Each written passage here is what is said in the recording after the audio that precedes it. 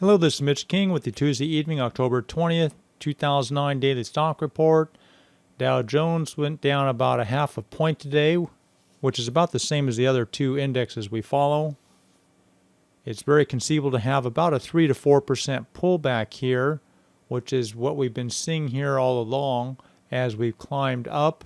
So it's very conceivable to have that while we look for another buy on the dip. The market looks like it's running out of momentum from the earnings season and the anticipation that the investors had for some really good earnings. We're started to get some bad economic data today, but it's pretty surprising. It's pretty amazing that the market's only going down about 0.5% on the kind of data we got from housing starts and producer price index, which is PPI. Here's S&P 500. We're kind of flattening out here a little bit, or at least getting more gentle of a decline. But we'll just play it up as still the long uptrend is still intact. But I would start to consider reducing those long positions and start looking around for some shorts to gradually start moving into. Try to balance it out from a heavily weighted long positions on a lot of these stocks in the stock table into a little more balanced shorts and longs. But the only shorts we're starting to get so far are some of these speculative aggressive ones. It's a little early to try to get an intermediate short for quite a few stocks. Let's take a look at a few stocks. Here's an example of Pepsi, gone down the last 3 days after a real nice run up. But that's the pattern of Pepsi, correcting most of that little run up and then looking for a higher high here.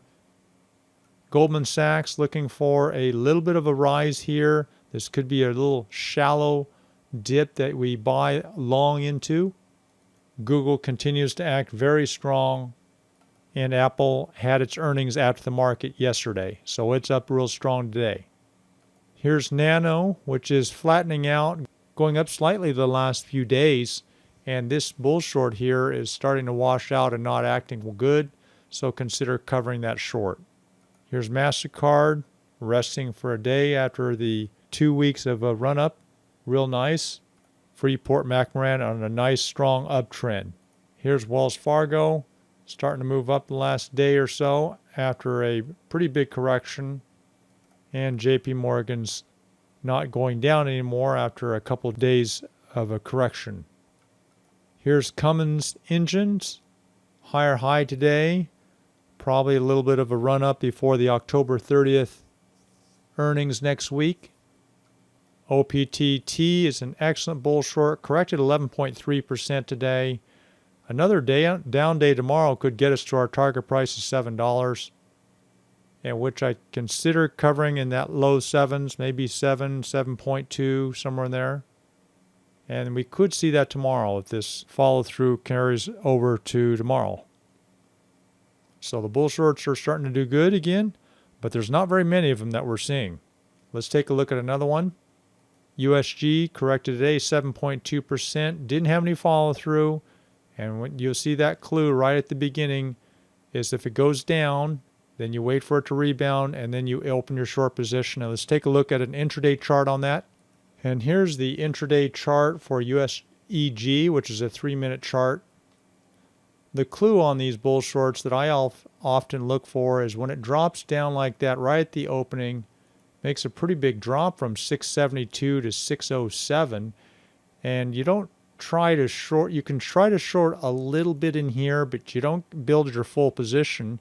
I like to wait for the rebound and then sell it short on this rebound somewhere in here, and obviously right here is the best part here. And then they tend to drift down and just kind of dribble down through the following days. Another thing you can do is pull up a 15-minute chart here over a 6-day period and look at an overall trend. But I'm still thinking this stock has a little bit more downside, and you just try to grab as much of the profit as you can without trying to get the high and the low, because when you get in that mentality, you really get locked up. You really want to try to be loose and decisive on this. It's clearly correcting to me. To see it go down below 6 tomorrow in the mid-5s would be very conceivable. Here's AAI, Airtran. Moved a little bit higher today. and we're still expecting for a little further rise. Here's Lennar. It's a home builder, turning over nicely the last few days. Just hold this. It could be a matter of days or a little longer term position on this and see how it acts over a period of weeks. So you guys take care. Put the odds in your favor. Don't get leveraged. We'll talk to you tomorrow night.